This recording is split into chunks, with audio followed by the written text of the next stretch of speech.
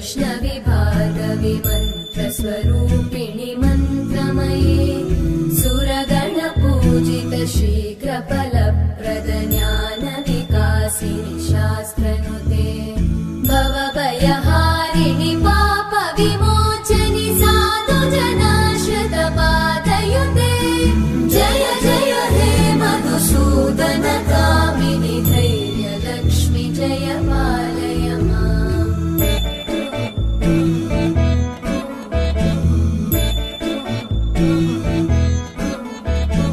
जय जय दुर्गतिनाशिनि कामिनि सर्वफलप्रद शास्त्र